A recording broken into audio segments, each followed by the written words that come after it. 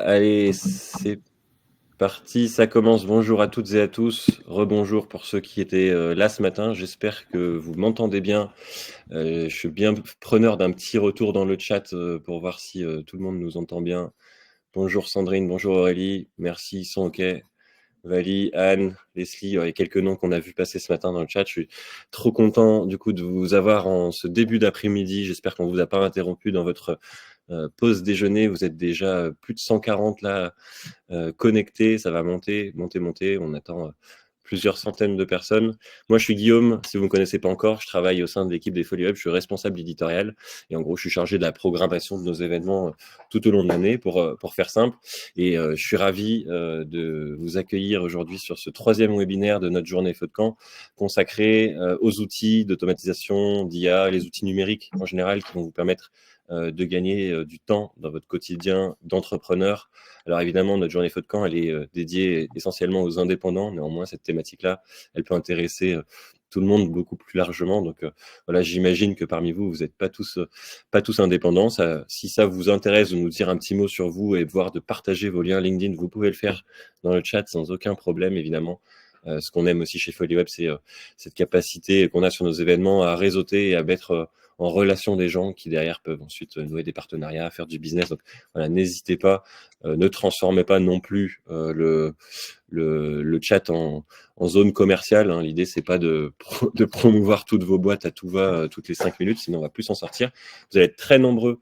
Donc, je vous invite, si vous avez des questions tout au long de ce webinaire, à les poser dans l'onglet questions qui est dédié à ça. Et vous gardez le chat, du coup, pour les échanges plus informels, les partages de liens, les partages d'infos. Mais voilà, mettez bien toutes vos questions dans l'onglet questions, parce qu'on va garder un quart d'heure à la fin de ce webinaire pour y répondre. Et du coup, vous avez la possibilité dans cet onglet eh bien, de voter tout simplement pour les questions que vous trouvez les plus pertinentes. Et ça nous aidera beaucoup à la fin. Comme je vous l'ai dit, vous êtes nombreux pour trier et répondre à vos questions dans l'ordre.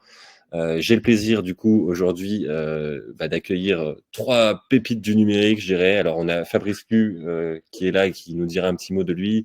Olivier Gelin, que vous connaissez sans doute déjà puisqu'il a animé déjà plusieurs webinaires pour Folly Web, et on a Benjamin Ratsimia aussi de Indie qui a animé quelques webinaires et ateliers récemment avec nous. Donc je laisserai se présenter juste après, mais en tout cas merci à tous les 3 d'être là pour partager votre retour d'expérience, soit en tant qu'entrepreneur, soit en tant que salarié, mais du coup voilà, vous allez nous partager vos tips et les outils que vous utilisez au quotidien pour essayer de gagner un petit peu de temps. Rapidement, et ça laisse le temps à tout le monde d'arriver, un petit mot sur Feu de camp. Comme je vous l'ai dit, c'est une journée qu'on a déjà créée l'année dernière qui est dédiée à vous, les indépendants. On crée 5 webinaires sur une journée complète, 100% gratuit, vous l'avez vu, avec un enjeu pour nous, c'est de vous aider à vous donner des clés, notamment des clés numériques, pour gagner du temps dans votre quotidien, pour vous faciliter la vie, pour vous aider à développer votre business. Le programme, vous le connaissez, il en reste encore 2 webinaires cet après-midi, un que j'animerai sur le personal branding à 15h et un autre dédié à la fidélisation et à la recommandation client à 16h30. Si vous ne pouvez pas suivre tous ces webinaires, évidemment, aujourd'hui, parce que c'est un programme qui est un petit peu dense, rassurez-vous, les replays sont disponibles. Si vous êtes inscrit à l'événement, vous pourrez accéder à tous les replays directement depuis les liens de connexion Livestorm. Là, vous êtes connecté sur un lien, vous rafraîchissez la page à la fin de l'événement et vous pourrez accéder au replay. Et puis, je vous partagerai aussi à la fin de ce webinaire un lien vers notre enquête de satisfaction. C'est super important pour nous. Alors, pour ceux qui sont là depuis ce matin, si vous y avez déjà répondu, vous n'avez pas besoin d'y répondre à nouveau. Mais en répondant à cette enquête de satisfaction, en fait, on vous enverra du coup demain un lien vers une jolie page Notion dans laquelle j'ai pris soin de résumer tout ce qu'on se dit depuis ce matin dans les différents webinaires. Et je ferai la même chose pour les webinaires cet après-midi. Je vais vous lister à l'intérieur les outils qu'on va mentionner ici cet après-midi, mais aussi des tips, des bonnes pratiques et quelques citations de nos intervenants du jour. Donc, n'hésitez pas à la fin du webinaire à bien répondre à cette enquête de satisfaction. C'est super important pour nous et surtout, vous aurez à la clé une jolie ressource à votre disposition. Et là encore, 100% gratuite. Et un dernier mot pour ceux qui ne connaîtraient pas encore les Folies Web, qui on est. On organise des événements tout au long de l'année, partout en France, à la fois en présentiel, sous forme d'ateliers, mais aussi en distanciel, comme aujourd'hui, des webinaires. On fait à peu près 400 événements par an. Et notre enjeu, c'est d'accompagner les petites entreprises, donc à la fois les dirigeants de structures de moins de 10 salariés, mais aussi les indépendants comme vous, les entrepreneurs et les porteurs de projets, avec une mission, vous aider à prendre du recul sur les opportunités qui vous sont offertes aujourd'hui par le numérique.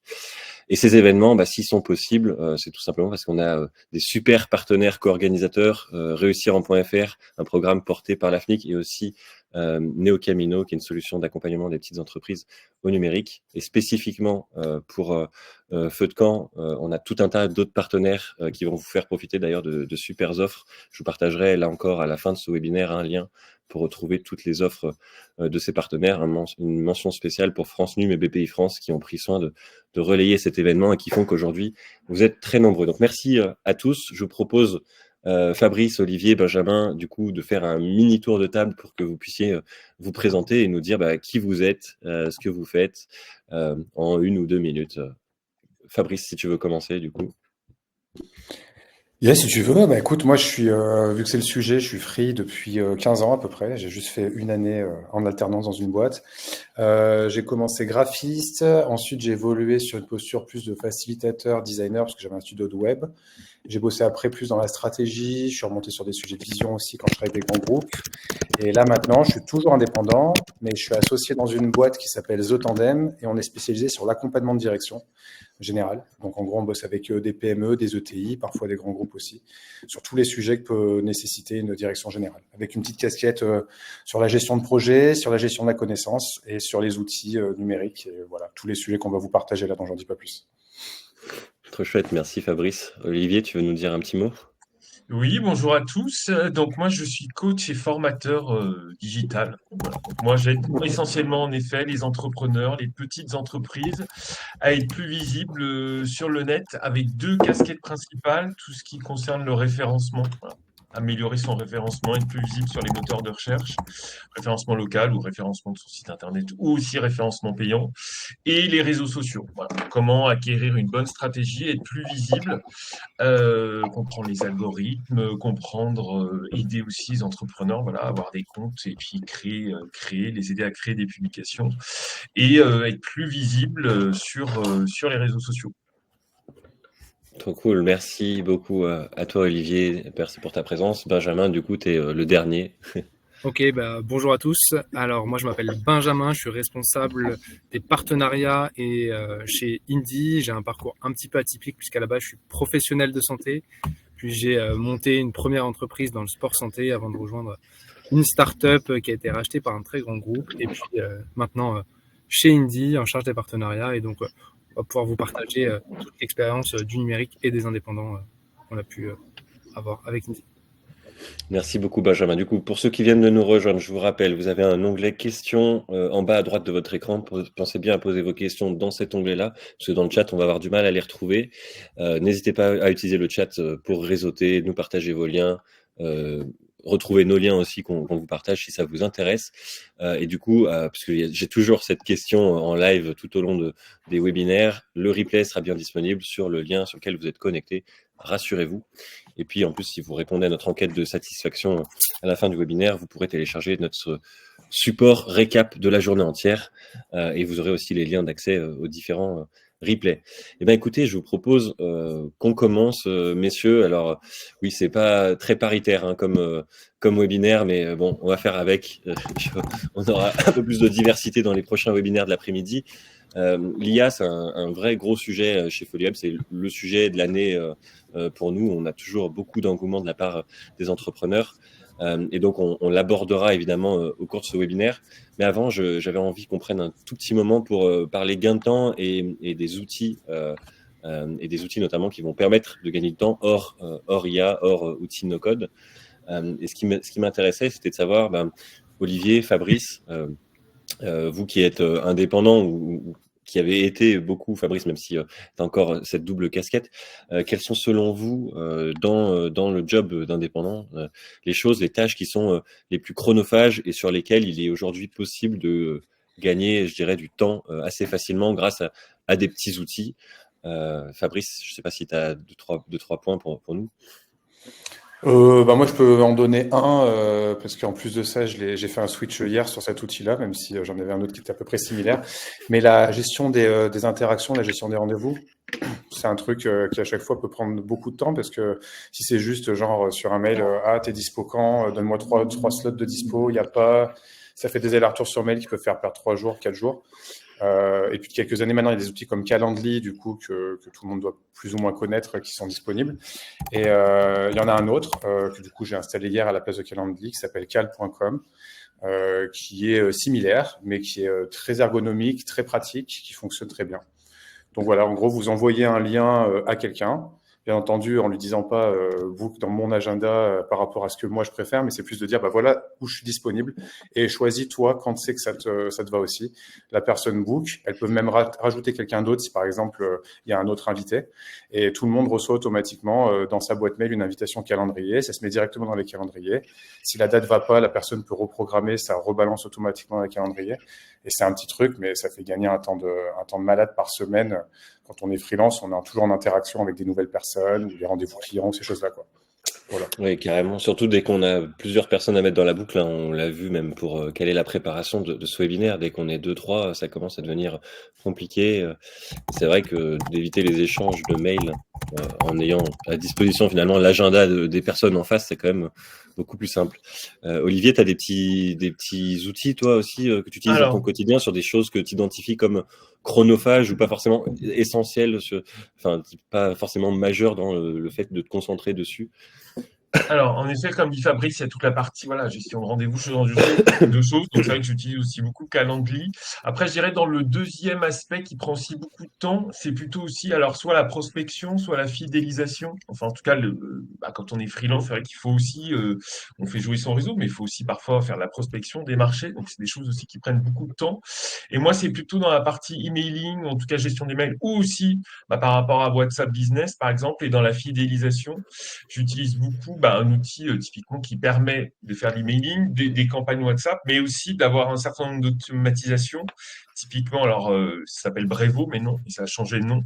C'est typiquement un outil justement pour faire toute la partie automatisation. Si je veux plus d'avis, par exemple, sur ma fiche Google, c'est d'essayer d'automatiser ça, de faire en sorte de ne pas avoir à sélectionner chaque client, leur envoyer un message. Pareil pour toute la partie aussi parfois relance de clients potentiels, de prospects. C'est toute cette partie qui prend beaucoup de temps de prospection et de fidélisation, et c'est des choses qu'on peut aussi automatiser pour gagner du temps et que ce soit plus simple et plus efficace. Alors, je te pose une question, je ne sais pas si elle est passée dans le chat, mais souvent ça arrive. Tu as parlé de Brevo, c'est un outil gratuit du coup pour les indépendants, c'est Alors, un outil payant, c'est non, il y a une freemium. partie gratuite, mais évidemment, comme la plupart des outils, souvent, c'est des outils où la partie gratuite, on est limité en nombre de contacts ou ce genre de choses. Mais après, c'est pas des outils qui, au final, coûtent très cher. Si je prends par exemple Brevo, si on veut faire l'automatisation, voilà, pour essayer une fois qu'on a fait une prestation ou une vente, si on fait du e-commerce pour, par exemple, avoir plus d'avis clients, on peut connecter son compte Brevo à son compte WhatsApp Business, par exemple, et de mémoire, envoyer un message WhatsApp, même en créant une automatisation, c'est 16 centimes, je crois, quelque chose comme ça, le message. Donc après, suivant le volume, mais c'est pas forcément des choses qui coûtent très cher et qui sont assez efficaces justement plutôt que de devoir le faire à la main, j'ai envie de dire. C'est des solutions voilà, qui sont payantes si on a un certain volume ou si on veut faire des choses un peu poussées, mais c'est pas hyper, c'est pas non plus hors de prix, c'est pas des solutions qui coûtent très cher. Oui, c'est intéressant ce que tu dis là, c'est un sujet qu'on aborde de temps en temps sur FoliWeb, c'est dans cette question de fidélisation client. Et moi, j'ai pris l'exemple une fois d'une dame qui s'appelle Catherine qui vend des fruits et légumes, des paniers toutes les semaines. Et elle envoie des messages WhatsApp à tous ses clients le dimanche soir pour qu'ils Ouais. pensent à recommander le panier.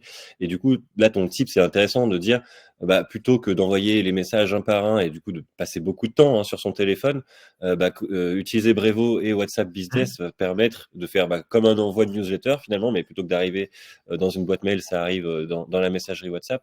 Et du coup, en gagnant du temps pour quelques centimes, quoi. Donc c'est vrai que Exactement. Et c'est un l'avantage bon de truc. ça, c'est vrai que, comparé à un mail, c'est vrai qu'on est plus, enfin, WhatsApp, typiquement, en tout cas, des messages, c'est vrai que c'est beaucoup plus, en tout cas, on a un taux de réactivité qui est beaucoup plus fort que en envoyant un mail. Alors, c'est parfois aussi plus intrusif, donc c'est pour ça qu'il faut faire aussi attention.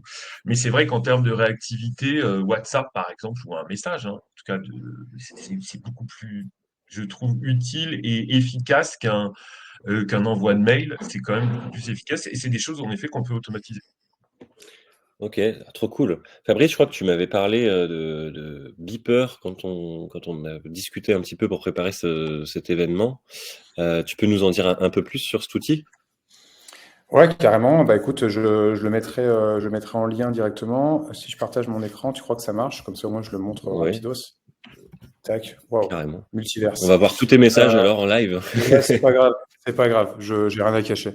En gros, là, vous avez l'interface de Beeper, et en gros, vous voyez que ça regroupe tous les messages que j'ai. Donc là, j'ai un groupe WhatsApp, ici, c'est sur un canal Discord, ici, c'est un message LinkedIn, là, c'est du Slack, là, c'est du WhatsApp aussi, et après, en dessous, il y a un peu d'Instagram, des choses comme ça. Donc, en gros, c'est une app qui va regrouper quasiment toutes les apps que vous pouvez avoir de chat dans la même interface. Et ce qui est cool, c'est que ça se gère en inbox. Donc, en gros, vous n'êtes pas obligé de répondre tout de suite ou de remettre en mode non lu pour pouvoir y revenir plus tard et avoir ça avec plein de petites gommettes qui sont collées sur toutes les apps sur votre téléphone ou sur votre ordinateur. Vous avez juste un inbox avec tous vos messages. Et tant que vous n'avez pas validé le fait que c'est répondu et que vous le mettez en archive, ben, ça reste. Donc, du coup, ça vous permet de savoir ce qu'il y a à traiter et garder de côté. Et c'est une app qui a été rachetée par la team la boîte qui gère WordPress. Donc, c'est quelque chose qui va continuer à évoluer et qui reste un outil ouvert et gratuit pour le moment. C'est trop cool. Je Ça, sais que c'est les pratique si freelances aiment bien parmi le vous, il y a des free, là, des entrepreneurs qui réseautent beaucoup, qui vont sur des groupes divers et variés, des canaux Slack et tout ça, ou des Discord, effectivement, dont tu parlais juste avant. Effectivement, de pouvoir centraliser toute l'info à un seul endroit, c'est un gain de temps, c'est un gain de temps énorme. C'est trop cool. Benjamin, toi, tu as des petits outils que tu utilises ou alors après, toi, tu as ta casquette indie là, donc évidemment, peut-être que tu vas pas répondre en quotidien d'entrepreneur, mais est-ce qu'il y a des petits outils numériques comme ça qui te permettent de gagner un peu de temps au quotidien et qui pourraient être utiles à notre cible, à Ouais, notre audience?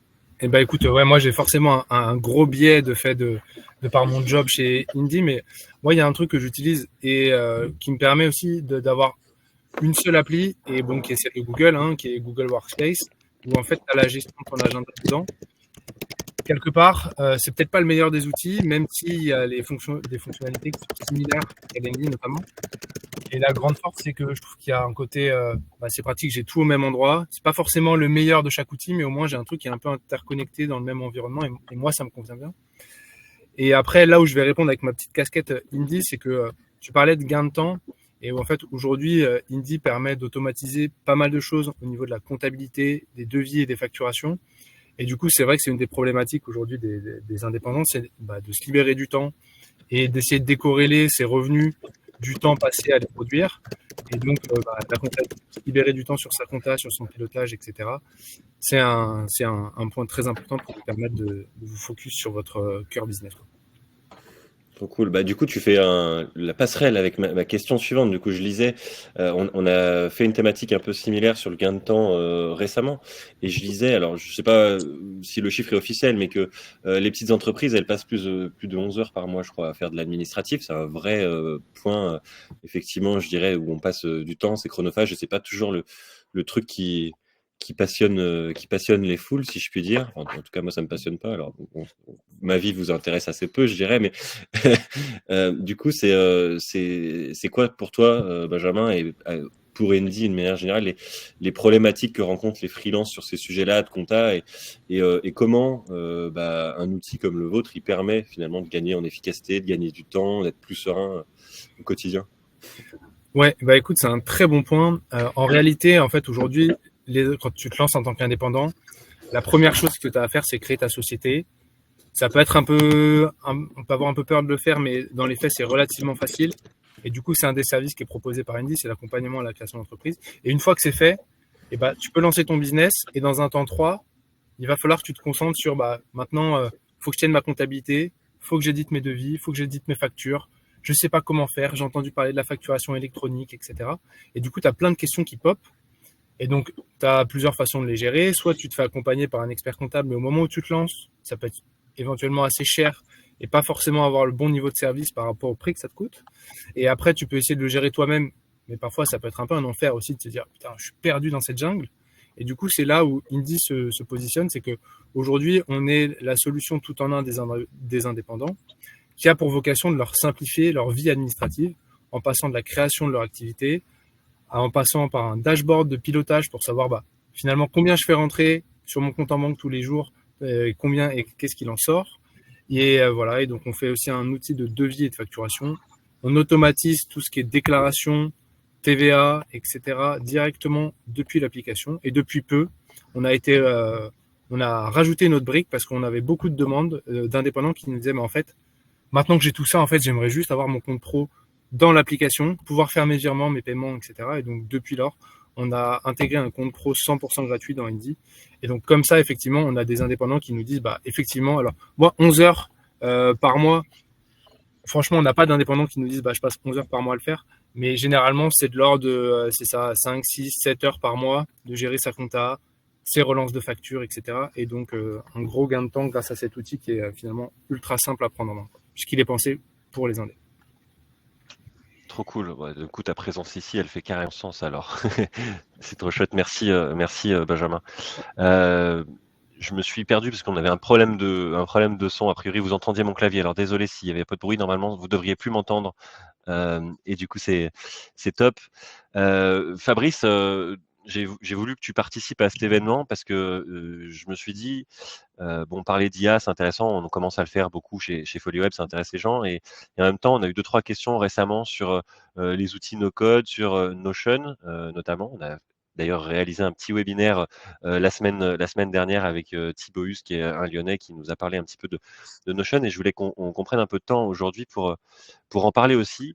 Je ne sais pas si on peut dire que c'est un outil qui fait gagner énormément de temps, parce qu'effectivement, il faut le prendre en main, comme d'ailleurs beaucoup d'outils. Mais voilà, toi, tu nous as accompagnés chez FolioWeb sur ce sujet de Notion et ça change notre façon de travailler. Alors, on est certes une entreprise, on est plusieurs salariés, mais pour les indés, toi, est-ce qu'avec ta casquette d'indé, tu utilises cet outil? J'ai déjà un peu la réponse. Et du coup, comment tu l'utilises et en quoi ça te fait gagner du temps finalement de bosser dans cette interface?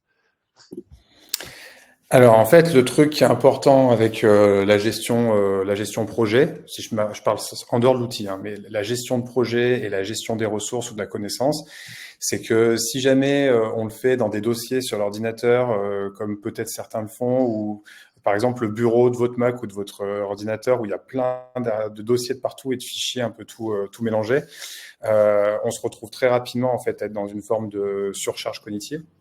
Pas parce que au final on a trop de choses, c'est juste parce qu'en fait il y a trop de choses qui se font de partout, qui sont pas organisées. Donc c'est vraiment une question plus d'organisation.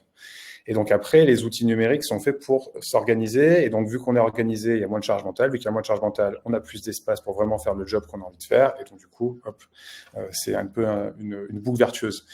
Notion, plus spécifiquement, c'est un outil qui est intéressant dans le sens où, pour des personnes qui ont l'habitude d'utiliser du Google Doc ou des choses comme ça va pas les choquer de fou au départ parce qu'en fait, on commence toujours un peu d'une page blanche dans laquelle on peut mettre du contenu.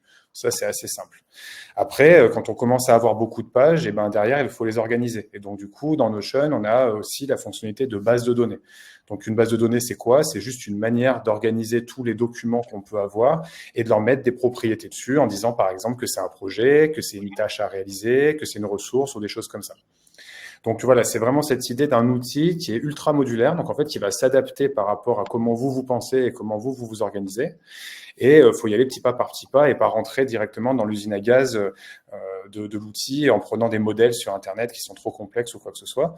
Et il y a cet avantage en fait de simplicité si on y va vraiment tout doucement par rapport à d'autres outils de gestion de projet qui peuvent être rapidement assez complexes ou qui peuvent être structurés d'une manière qui ne correspond pas à votre manière de penser. Du coup, vous vous retrouvez à devoir vous adapter à l'outil plutôt qu'avoir l'outil qui s'adapte à vous. Et ça, pour moi, en tout cas, c'est ultra important d'avoir un outil qui s'adapte à la personne plutôt que la personne s'adapte à l'outil. Le numérique est fait pour être à notre service, pas à l'inverse, en fait.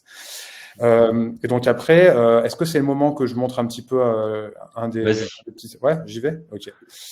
Tac. Donc, je vous repartage mon écran.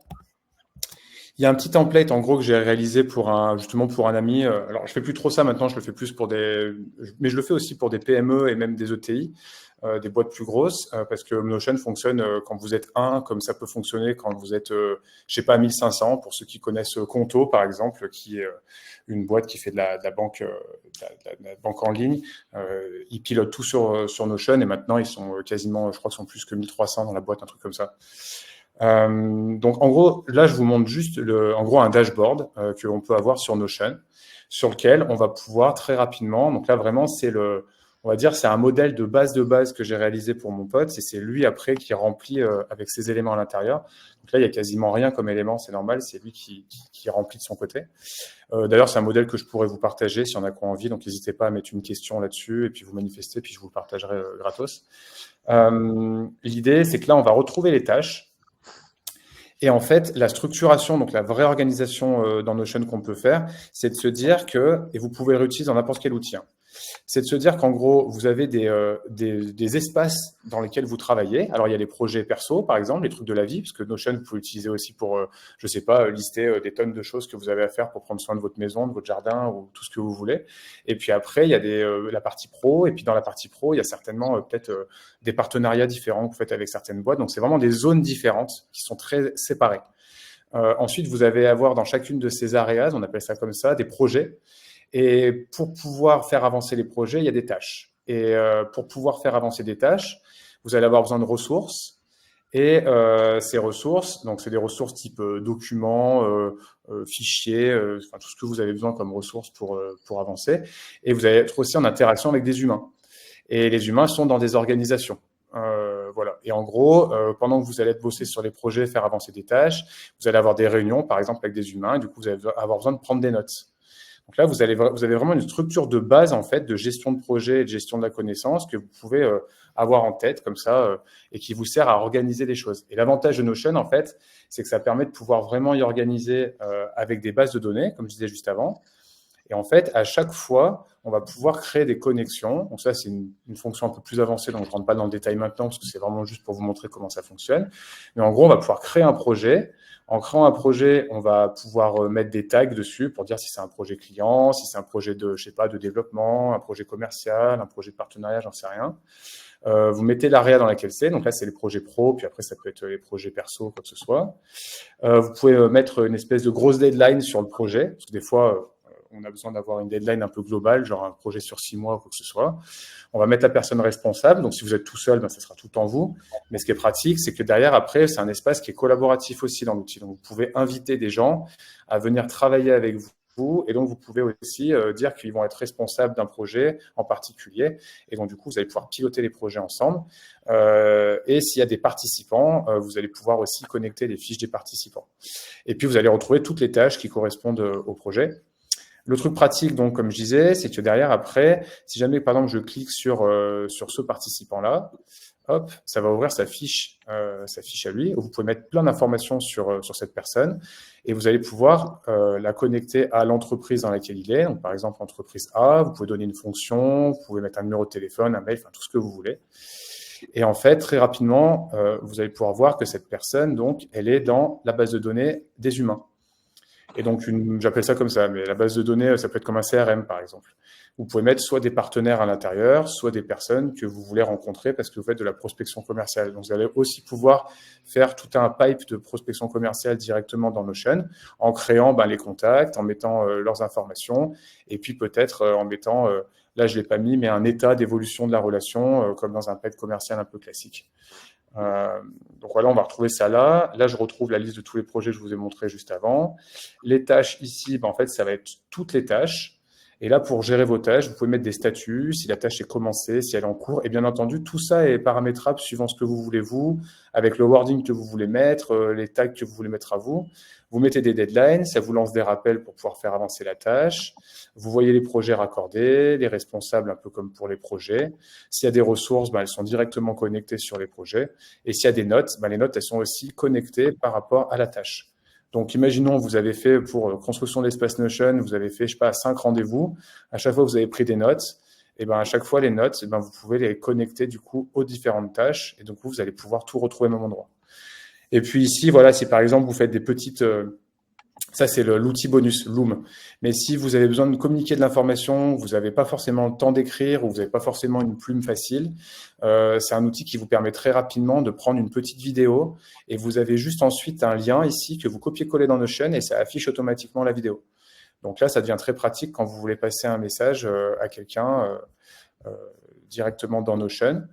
Et pour finir, qu'est-ce que je peux vous dire d'autre? Voilà, vous pouvez le voir. Là, on est sur une page. C'est juste une page. Là, ici, c'est une base de données. Mais après, à chaque fois, les éléments de la base de données, c'est aussi que des pages. En fait, on est juste sur des pages, dans des pages ou rangés dans des bases de données.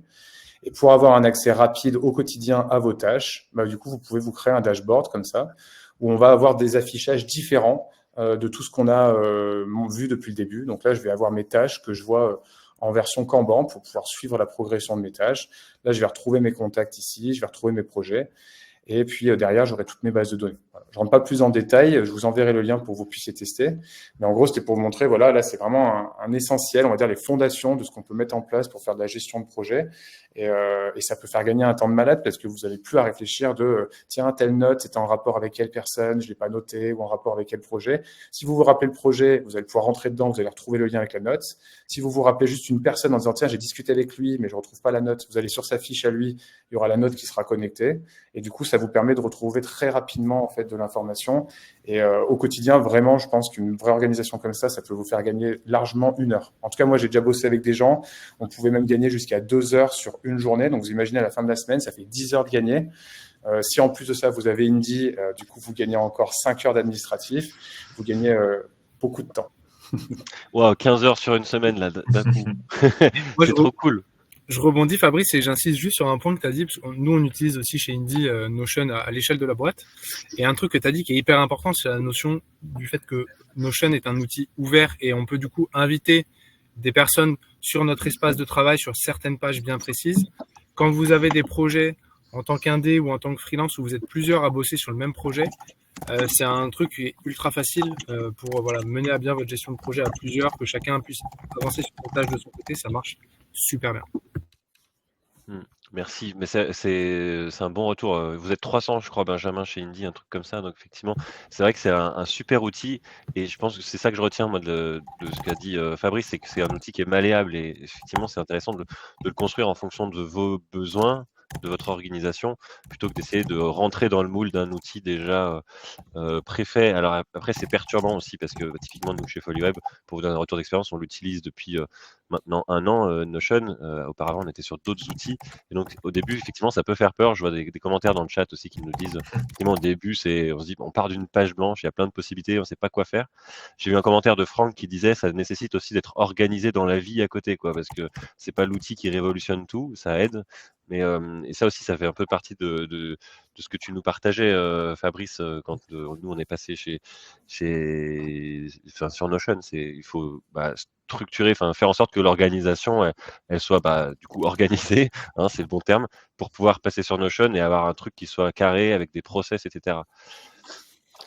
Mini point pour compléter, et là aussi c'est ultra important, je pense, quand on est freelance, c'est que si vous êtes bien organisé et que du coup vous amenez votre client dans un espace qui est bien organisé, ça va permettre au client, qui est peut-être pas forcément bien organisé, de lui aussi être plus propre sur sa manière de travailler. Et donc ça va vous faire gagner énormément de temps. Par exemple, vous lui donnez accès à un espace Notion où il y a toutes les informations, il peut tout retrouver, il peut avoir un suivi même sur l'évolution des tâches ou des choses comme ça, et il peut directement mettre les documents qu'il a besoin dans les bonnes parties. Ça va devenir aussi son dashboard à lui, et ça évitera qu'il vous envoie des choses avec des conversations WhatsApp à 22 heures, qui va vous mettre des notifications le soir alors vous regardez une série tranquillement, et qui va vous mettre de la charge mentale.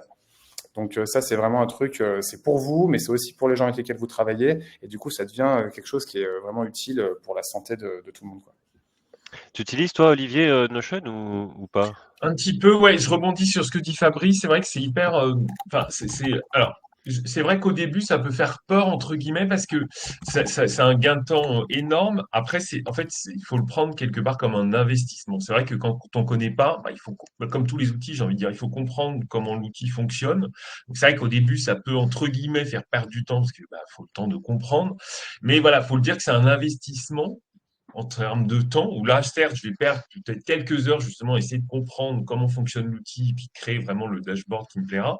Mais ensuite, c'est vrai que c'est un outil qui permet aussi derrière, au final, de gagner beaucoup de temps et alors c'est pas peut-être crédibilisé, mais par rapport à ce que dit Fabrice, c'est vrai que par rapport à des clients, c'est vrai que c'est quelque chose qui fait gagner du temps, qui rend aussi la relation freelance client beaucoup plus fluide et beaucoup plus, entre guillemets, le client, effectivement, peut voir où on en est et ça évite justement alors, les messages WhatsApp ou les échanges de mails à répétition, de relance, ce genre de choses, ou d'incompréhension. J'ai pas fait, oui, mais vous m'avez pas envoyé, je vous ai demandé. Enfin, c'est vraiment quelque chose qui structure et qui permet en effet derrière de gagner du temps et de perdre voilà, les relances, ce genre de choses, les demandes, ou effectivement, soir, week-end, c'est vraiment quelque chose qui est hyper pratique et qui permet de centraliser en tout cas son travail et de l'organiser de manière beaucoup plus fluide. Donc c'est sûr qu'il faut prendre le temps de l'appréhender, mais c'est pas si compliqué que ça. C'est vrai qu'au début l'outil peut faire un peu peur. Il faut juste prendre le temps de l'apprivoiser et de savoir comment il fonctionne et de savoir comment on peut s'en servir. Donc voilà, on perd un peu de temps entre guillemets. En tout cas, on investit du temps là-dedans, mais après c'est beaucoup plus simple et c'est beaucoup plus, en tout cas, c'est pratique dans son organisation. Oui. Trop cool, carrément. En tout cas, comme pour tous les outils, hein, dont on parle aujourd'hui, il y a une Oui, question de maîtriser l'outil, oui, de apprendre, prendre etc., en pour main que ça va plus l'outil. vite. Ouais. C'est sûr. Alors j'ai vu des questions dans le chat de gens qui veulent parler d'IA. Alors du coup, je fais un petit switch. Je pensais parler un peu d'automatisation. On en parlera peut-être plus à la fin si on a le temps. Et du coup, on va faire un switch sur l'IA rapidement parce que du coup, dans Notion, depuis quelques temps, il y a de l'IA qui est intégrée. Et quand on préparait le webinaire, je disais, moi, j'ai jamais utilisé l'IA de Notion. Je l'ai utilisé d'ailleurs cette semaine par curiosité. Ce qui est assez fou, notamment dans Notion, c'est que toutes les bases de données là et les informations dont vous parlez, Fabrice, avant, en fait, l'IA de Notion, elle est capable du coup de les lire, de les décrypter. Et dans la barre de recherche, vous pouvez très bien chercher une page spécifique ou même une information. Et en fait, l'IA est capable de compiler des informations qu'elle va trouver sur plusieurs pages pour vous donner une réponse précise. Exemple, combien on a de participants sur Feu de camp cette année en 2024 versus combien il y en avait en 2023. Et ben, dans la barre de recherche alimentée par l'IA de Notion, vous êtes capable de trouver une info super rapidement. Et ça, typiquement, c'est le petit tips. Alors, on peut servir de l'IA pour générer des textes aussi sur ces pages Notion. Mais c'est vraiment game changer pour moi. Alors, j'aime pas trop utiliser les anglicismes ici, mais le fait de se dire, j'ai plus à ouvrir tous mes projets de l'année passée pour voir ce qu'on avait dit l'année dernière, et juste de taper la question en fait dans la barre de recherche, c'est assez fou. Olivier, Fabrice, même Benjamin, je crois que du coup vous êtes, enfin, je suis sûr même que vous utilisez tous les trois l'IA. Hein. Olivier, toi, tu peux nous dire un peu quels sont les outils que tu utilises pour quelle mission, du coup, dans quel contexte? Alors, l'outil numéro un, je pense que c'est évidemment ChatGPT. C'est vraiment celui-là qui est, en tout cas, moi que j'utilise, j'allais dire, pas au quotidien, mais en tout cas le plus régulièrement. C'est vraiment un outil qui, alors c'est pas une solution magique encore une fois, mais voilà, c'est un outil en tout cas qui m'aide moi au quotidien. J'allais dire voilà, typiquement moi quand j'ai une formation à faire ou ce genre de choses, évidemment c'est moi qui vais la construire par rapport à mes connaissances, mais typiquement pour m'aider à structurer, faire un plan déjà, c'est des choses évidemment qui sont hyper pratiques. Et après typiquement voilà moi le conseil que je donne aussi aux entrepreneurs que je peux aider, par exemple c'est typiquement pour les réseaux sociaux. Voilà, souvent moi la principale difficulté que je vois dans les gens que j'aide, ou en tout cas les questions qu'on a, c'est surtout parfois on n'a plus d'idées, on ne sait pas quoi publier. C'est hyper pratique, en effet, d'utiliser un outil pour simplement, cet outil pour avoir une aide, pour avoir déjà un calendrier, ou en tout cas, voilà, il peut nous aider à avoir un calendrier, ou en tout cas nous aider à avoir des idées de publication. Pour le référencement, pareil, c'est aussi lui donner sa thématique et puis essayer de voir si il peut nous aider par exemple pour le choix des mots-clés. Alors c'est encore une fois, c'est un outil qui permet d'avoir une aide. Ça n'empêche pas évidemment ensuite d'aller vérifier les informations qu'il nous donne, mais en tout cas, souvent, que ce soit les réseaux sociaux ou le référencement, c'est des choses justement. Alors d'où l'idée d'avoir parfois une aide par un coach ou un formateur, mais en tout cas c'est des sujets qu'on maîtrise pas. Et c'est un très bon outil justement pour avoir des notions. Voilà, moi j'y connais rien en référencement. Voilà, je suis entrepreneur. Mon site, il est pas très bien référencé. J'aimerais bien repartir du début. Bah, je peux me servir directement de ça, lui dire aide-moi à trouver des mots-clés ou aide-moi à savoir ce que je dois faire sur mon site que j'ai conçu sur WordPress pour améliorer mon référencement. Et par rapport à ça, il va vous fournir toute une liste de tâches à effectuer. C'est typiquement, voilà, je veux avoir une idée de démo ou de voilà, j'ai un blog, je n'ai plus d'idées, ou bah, aide-moi à trouver des idées d'articles euh, sur tel ou tel sujet. Bah, évidemment, il va pas. Alors, le but, c'est pas lui faire écrire l'article à sa place et puis de faire un copier-coller, évidemment. Mais en tout cas, c'est une très bonne aide pour avoir des idées et en tout cas pour avoir une trame. Moi, c'est vrai que c'est pas que ça a révolutionné mon quotidien, mais en tout cas, il y a des choses où je passais beaucoup de temps et c'est vraiment une aide au quotidien, que ce soit dans la structure des cours, pour les réseaux sociaux ou pour le référencement. C'est hyper pratique, à condition, encore une fois, de s'en servir bien et de surtout ne pas penser qu'il va faire le travail à sa place. Ça, c'est le piège. Voilà, c'est pas de dire, OK, bah, écris-moi un article sur tel sujet et puis de faire un copier-coller. Pareil pour les réseaux sociaux. Attention aussi, on le voit par exemple avec LinkedIn, là, cette semaine typiquement, où maintenant les contenus qui seront générés grâce à l'IA seront signalés, ou même sur Instagram ou même sur Facebook, il faut préciser quand on a utilisé l'IA. Donc voilà, c'est pas un outil qui fait le travail à notre place, mais c'est un outil d'aide, en tout cas. Mmh. Trop cool. Bah, c'est bien, tu as anticipé les autres questions, mais c'est vrai que ChatGPT aujourd'hui, c'est celui qui a, je dirais, le mastodonte, celui dont on a le plus entendu parler depuis 2022. Alors, on a aussi beaucoup entendu parler de Midjourney sur la génération des images. Il y a Gemini de Google là, qui est arrivé récemment et qui essaye de faire concurrence à ChatGPT, mais bon, voilà, c'est un peu une course de fond. Fabrice, toi, tu utilises d'autres outils encore, qui sortent un peu des sentiers battus, parce qu'ici, j'imagine qu'à peu près tout le monde a entendu parler de ChatGPT et voit ce que c'est capable de faire. Qu'est-ce qu'on peut utiliser d'autre comme outils d'IA dans son quotidien qui peuvent voilà, faire gagner du temps, en tout cas aller plus vite, quoi. Alors moi, je suis connecté sur OpenIA aussi, donc c'est surtout du GPT, sans forcément passer par l'interface de GPT. Ce qui me vient là, c'est le petit outil qu'on parlait en préparation, qui est, alors je vais me mettre sur autre chose que mes messages, voilà. Vous devez peut-être connaître ceux qui sont sur Mac, Spotlight, qui permet en fait d'avoir une petite barre qui s'ouvre et puis vous pouvez taper le nom d'un fichier ou d'un site internet ou d'une application, ça permet de le lancer rapidement. Moi, j'utilise un truc qui s'appelle Recast. Est-ce que ça vous le cite ou pas? Non, vous avez le nom ici, Recast, je vous le remettrai. Et en fait, Recast, en gros, c'est un petit outil très rapide qui vous permet de lancer vos sites, lancer plein de trucs. Et moi, en gros, quand je tape Ask ici, ça me permet de lancer une question. Donc là, je peux lancer un message. Hello, tu es là. Bref, un truc à la con. Voilà. Et derrière, je peux discuter directement avec GPT dans mon petit outil. Donc en gros, voilà, dès que j'ai une question, un truc que je veux tester ou quoi que ce soit, ben, je peux le lancer très rapidement. On peut faire plein d'autres trucs dans Recast sans forcément que ce soit que l'IA. Là, vous voyez, je viens de taper store parce qu'en fait, il y a un store à l'intérieur avec plein de trucs qui peuvent être rajoutés. Donc, il y a ChatGPT. On peut avoir un Google Translate qui se met dedans aussi. Comme ça, dès que vous voulez traduire quelque chose, ça peut se faire en 2 secondes. Vous pouvez aussi rapidement lancer un onglet ou un bookmark que vous avez dans votre navigateur web. Voilà, ça c'est pour Recast. Et après, un mini truc que j'ai, donc mon navigateur, vous voyez, c'est pas Safari, c'est pas Chrome ou quoi, ça s'appelle Arc. Et en fait, dans Arc, c'est assez pratique parce que, je sais pas, par exemple, je suis sur une page web ici. Je peux faire commande F, qui normalement est utile pour trouver un mot dans une page. Et là, je peux lui demander des choses.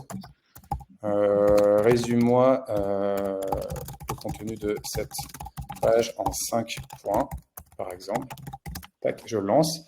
Et en fait, lui, il lit la page web et il me donne, avec les sources qu'il a trouvées, des informations. Donc en gros, le truc pratique, c'est que vu que je lui ai posé la question en français, en plus de ça, il va lire ce contenu qui est en anglais et il va me donner les points importants de cet article en français. Donc il me fait de la traduction en même temps qu'il me fait de la réponse. Et ce qui est ultra intéressant, c'est que vous pouvez aussi venir poser des questions plus spécifiques en disant, bah, tiens, par exemple, cette page, c'est sur la stratégie de développement quand on est consultant indépendant. Ben voilà, c'est super. Là, je suis pas sur une page de contenu, mais par exemple, si je vais sur cette page-là, voilà, il y a un contenu assez conséquent. Vous pouvez lui poser la question en disant, bah moi, en tant que chief of staff, ça c'est mon job. En quoi ce contenu est intéressant pour mon développement? Hop, je lance. Et donc là, il va lire l'article, il va traiter l'article et il va vous donner des suggestions. En tant que chief of staff, développer vos capacités à clarifier et communiquer vos idées de manière concise peut être très, très utile pour votre rôle. Et en gros, voilà, il va m'extraire en fait des recommandations, des trucs qui peuvent m'être utiles en tant qu'indépendant directement, juste en lui posant la question sur la page web. Donc voilà, c'était des petits exemples comme ça. Donc il y a Raycast, c'est pour aller très vite. Et franchement, ça fait encore un truc qui fait gagner, je pense, au cumul des petites secondes et minutes gagnées, qui fait encore gagner 15 minutes par jour. Et puis le fait de pouvoir directement discuter avec des pages web, c'est autre chose, quoi. On rentre en conversation en fait avec du contenu web. Au lieu de se dire, je lis un article et derrière je vais devoir le traiter, le processer moi. Si je pose directement des questions à cet article comme si c'était une personne et ça va me répondre des choses. Donc après, c'est la capacité à poser les bonnes questions qui est intéressante, mais c'est assez puissant. Trop chouette. Tu nous avais parlé aussi d'un petit outil Shortwave, je crois, que j'ai testé moi sur ma boîte mail, qui Ah est ouais, assez cool aussi, qui permet de résumer des fils de discussion. Vous savez, là, tous, quand on a 50 personnes en copie des mails et que ça commence il y a 6 mois et qu'on revient. Et c'est assez cool de pouvoir faire des recherches. Alors, je crois que c'est gratuit avec un historique de 90 jours et dans les versions payantes, c'est on ça. a des fonctionnalités plus avancées encore, mais c'est assez intéressant, ça. Bah là, par exemple, c'est pareil. Vous voyez, j'ai une newsletter ici. Donc là, c'est vraiment dans mon outil de mail, hein. Et puis ensuite, ici, il y a la petite partie IA. Et bon, on peut avoir des aides pour pouvoir faire une réponse au mail, mais on peut aussi lui demander ce qu'on a envie, quoi. Donc, résume-moi ce mail en 5 points aussi, juste comme ça. Et là, du coup, lui, il le lit. Et puis pareil, c'est écrit, bon là, c'est écrit en français, mais si c'est écrit en anglais, c'est pareil, ça vous sort les choses.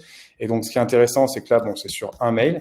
Mais en effet, comme tu disais, si jamais vous avez une chaîne de 30 mails d'échange, eh ben, vous pouvez lui demander de vous résumer tout l'échange et va vous résumer tout l'échange qui s'est fait depuis le début.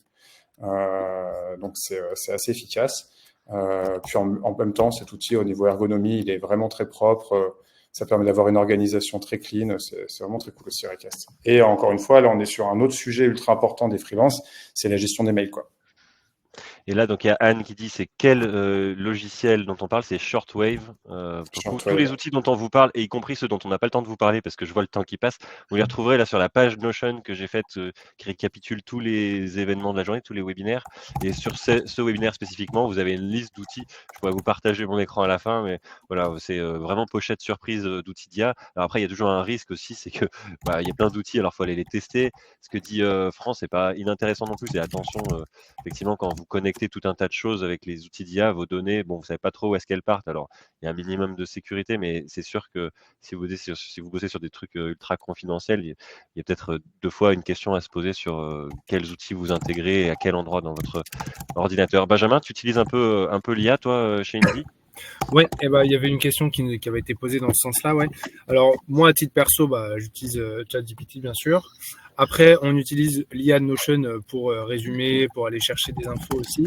Et très récemment, là, on a installé Dust, qui est une sorte un peu d'assistant virtuel qui va venir désiloter la connaissance. Ça veut dire que si moi, côté marketing, j'ai une question où je me demande quels sont les langages utilisés par nos développeurs chez Indy.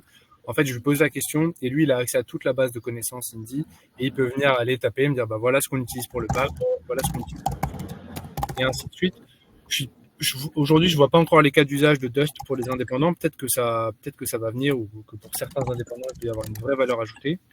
À côté de ça, un truc qui est pas mal, c'est si vous avez des meetings avec l'extérieur, il y a un petit logiciel qui s'appelle TLDV. C'est celui qui aujourd'hui me donne la meilleure satisfaction. Il va venir enregistrer, il se connecte en même temps que vous sur votre meeting. Il enregistre tout ce qui se passe et une fois que vous terminez votre visio, vous avez un petit résumé de ce qui s'est dit et des conclusions. Donc si à la fin du meeting, vous dites bon alors en résumé, on s'est dit qu'il fallait avoir fini telle tâche pour tel jour, etc., etc. À la fin, vous avez une jolie to-do list qui apparaît. Vous n'avez plus qu'à faire copier-coller et vous pouvez vous en servir tel quel. Ça marche assez bien. Mais globalement, je pense que tous les outils d'IA, il faut vous prendre le temps de les tester, pas avoir peur. Enfin, je veux dire, pas avoir peur d'essayer de découvrir des cas d'usage et d'y consacrer un petit peu de temps. parce que ça va être un retour sur investissement qui peut être assez phénoménal. Trop cool. Merci Benjamin. Il est 14h18, j'ai pas vu l'heure, c'est assez fou. Je vois qu'il y a 77 questions dans l'onglet questions. Alors je vous propose qu'on switch sur l'onglet questions. Comme ça va nous permettre de répondre. Peut-être qu'il y a des questions spécifiques sur des sujets qu'on n'a pas abordés, qu'on n'a pas eu le temps d'aborder. Et je m'en excuse si parmi vous, il y a des gens qui avaient envie d'avoir des infos spécifiques sur des sujets qu'on n'a pas abordés. On va essayer de le traiter évidemment dans les questions. Juste avant qu'on attaque les questions, du coup, j'en profite pour vous partager évidemment le lien vers le fameux questionnaire de satisfaction dont je vous parlais. J'ai vu un retour qui disait je ne reçois pas les supports quand je réponds à l'enquête. Il est arrivé qu'il y a eu des bugs récemment. Là, je vous assure, j'irai demain matin vers mes collègues en leur disant on envoie la page Notion aux gens qui ont répondu. Je vais m'assurer que ça se fasse. Alors remplissez bien votre mail correctement. Et donc voilà, ce petit questionnaire Typeform, vous avez quelques questions pour nous dire ce que vous avez pensé de cet événement, ce que vous avez pensé des intervenants. Et vous aurez la possibilité du coup de recevoir en répondant à cette enquête d'ici demain, demain matin, demain après-midi, le support du coup, donc pas celui que je vous présente là parce que c'est des slides qui vont pas vous intéresser, mais une super page Notion dans laquelle j'ai listé les points clés à retenir des différents webinaires et surtout là tous les outils qu'on vient de vous lister dans le chat et que vous avez sans doute perdu parce que vous avez dû ouvrir quelques onglets là pour les tester en live. Donc voilà, vous retrouverez tout ça dans une super page Notion là que vous avez en capture d'écran sur la gauche. Donc n'hésitez pas à répondre à cette enquête, c'est super important pour nous. Puis vous pourrez aussi accéder évidemment aux différents replays de la journée. Donc merci à tous déjà là pour votre participation. Je vous propose que du coup qu'on passe aux questions. Juste avant, un dernier petit mot sur Tous en ligne maintenant. Olivier connaît bien puisque il fait quelques coachings. Mais si parmi vous il y a des indés ou des entrepreneurs qui sont dans une entreprise qui a plus de 2 ans d'existence avec un chiffre d'affaires d'au moins 15 000 euros, vous pouvez profiter d'accompagnement, de sessions de coaching sur 3 semaines dans le cadre du programme Tous en ligne maintenant. Donc, je vais vous partager un lien dans le chat aussi. Voilà, c'est gratuit et on a des thématiques qui sont variées, notamment une thématique explorer le potentiel de l'intelligence artificielle. C'est assez récent, ça fait un carton en ce moment. Donc voilà, si vous avez envie d'aller un peu plus loin sur l'IA, de tester, de mettre en place des choses concrètement dans votre business avec l'IA, on peut vous mettre le pied à l'étrier dans le cadre de ce coaching, évidemment. Et puis pour ceux qui n'ont pas plus de 2 ans d'existence, continuez à suivre les Folies Web. On a tout un tas de super événements à partager avec vous. Alors, je ne sais pas si parmi vous, là, vous avez vu des questions qui vous paraissaient intéressantes dans le chat. Je vais essayer de les trier par vote. Donc, Fabrice a déjà répondu sur les questions de Calendly, Cal, ça c'est top. Quelle efficacité. Pouvez-vous partager le dashboard Notion? A priori, c'est déjà fait, donc c'est trop bien. Je vous remettrai le lien que Fabrice a partagé là dans les réponses pour accéder à sa page Notion. Je vous le mettrai dans mon Notion pour le coup, comme ça vous pourrez le retrouver au même endroit que tout le reste. Ce sera plus simple. Oui, effectivement, vous êtes lâché pour tout savoir le template, a priori, dans les questions. Est-ce que vous voyez des questions qui sont quels outils recommanderiez-vous pour automatiser les réponses en DM sur les réseaux sociaux? Est-ce que il y a quelqu'un qui a une réponse à ça? Alors justement, j'ai vu la question, c'est hyper intéressant, mais je dois avouer que je n'ai pas la. Justement, j'ai vu qu'il y avait deux personnes qui posaient, mais alors moi, j'ai pas d'outil comme ça en tête. J'avoue, j'ai pas la réponse. Je sais pas si Fabrice ou Benjamin ou même toi, Guillaume, vous connaissez un outil qui permet de faire ça. Perso, ça dépend enfin, je dirais que ça dépend de la quantité de DM qu'on peut avoir sur les réseaux sociaux et quel type de DM c'est. Mais j'aurais tendance à dire, les DM, il vaut mieux y répondre en tant qu'humain, quoi. Ouais. Parce que c'est c'est le premier moyen de faire du lien et du coup de faire du lien sincère et qu'il y ait une vraie relation qui se crée. Donc du coup, si jamais c'est fait des trucs automatisés qui sont froids, je pense que ça casse complètement le truc. Donc autant pas répondre, du coup, à la limite, quoi. Ouais. Alors, Ouais. je suis d'accord et je rajouterais aussi c'est pour ça. Alors, vous avez typiquement pour Facebook et Instagram, dans la Meta Business Suite, il y a des Meta qui proposent des petites choses d'automatisation. On peut répondre au premier message ou faire des questions avec des réponses automatiques. Bon, il y a ça.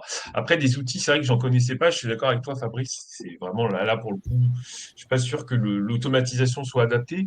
Et j'aurais un dernière chose par rapport à ça. Moi, c'est vraiment de se méfier typiquement pour les réseaux sociaux, en particulier pour Facebook ou Instagram, quand on essaye de connecter, on connecte des outils hors des outils qui sont faits par Facebook et Instagram, justement, et on essaye de connecter des outils externes. Généralement, Facebook et Instagram n'aiment pas trop ça. Et ça peut même être dangereux. Vous savez, passé un temps, il y a beaucoup de gens qui essayaient d'installer, qui mettaient une app sur leur compte Instagram pour que l'app, soi-disant, leur donne des stats sur qui s'est désabonné, qui a visité le profil et tout. Je connais plein de gens qui, du coup, se sont fait supprimer leur compte Instagram, ou en tout cas, dont le compte Instagram a été signalé parce qu'il y avait enfin, Instagram a pensé que c'était une activité suspecte, parce que justement, il y a une API, en tout cas une autre application qui essaie de se connecter. Donc, attention, ça peut être limite plutôt dangereux.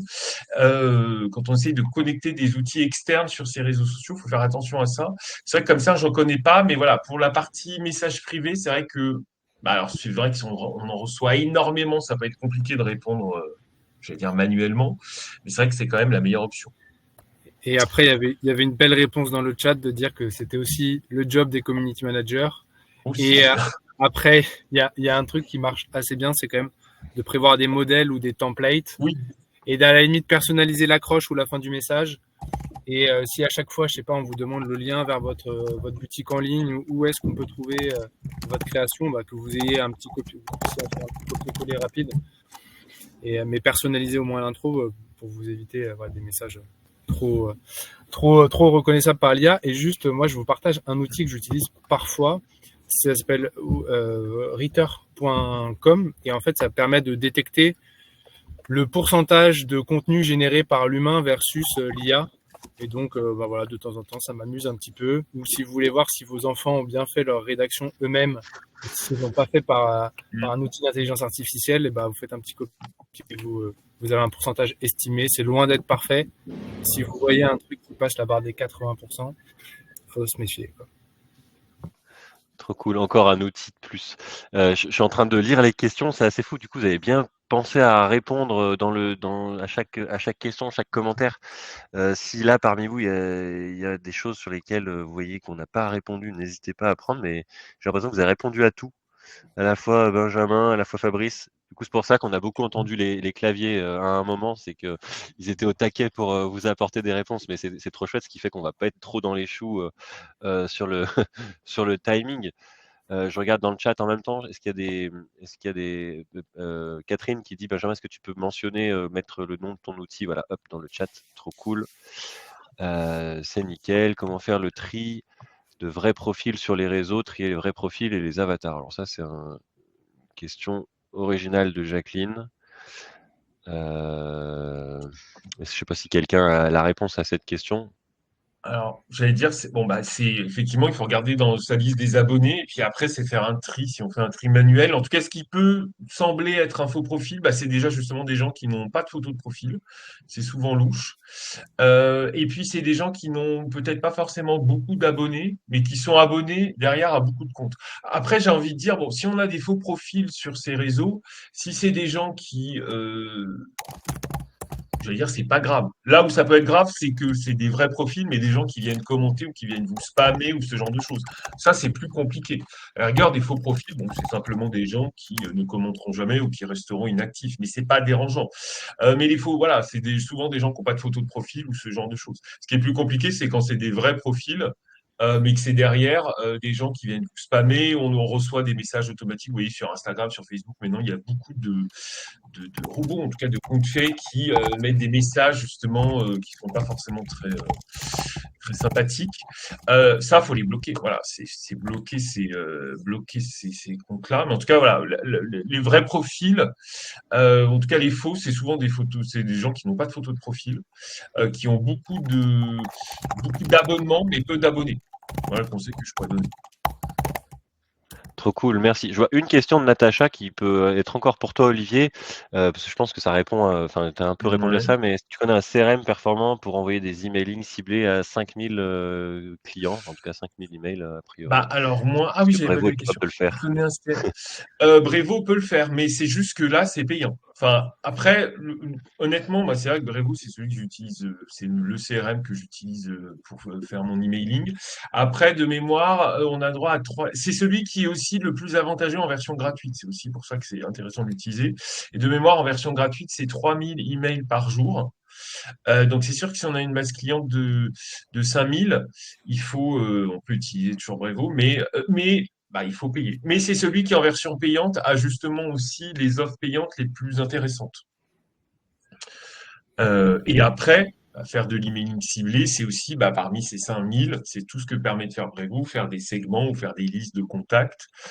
Tout ça, on peut le faire directement dans Brevo. Et il a aussi un avantage, c'est que c'est plutôt un outil aussi qui est très intuitif, en tout cas qui est, même si on veut faire des automatisations, enfin voilà, aller un petit peu plus loin, c'est quand même un outil qui est hyper intuitif, qui est vraiment très facile à utiliser.